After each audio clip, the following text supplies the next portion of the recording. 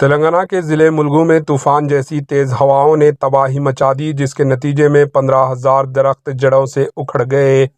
تلنگانہ کے ضلع ملگو میں طوفان جیسی تیز ہواؤں نے تباہی مچا دی، جس کے نتیجے میں جنگلاتی علاقوں کو کافی شدید نقصان پہنچا۔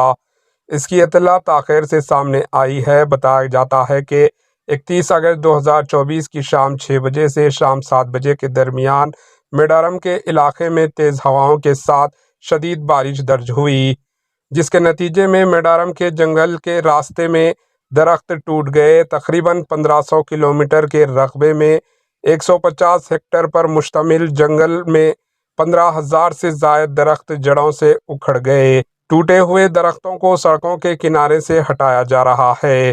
Bureau report, AHN news.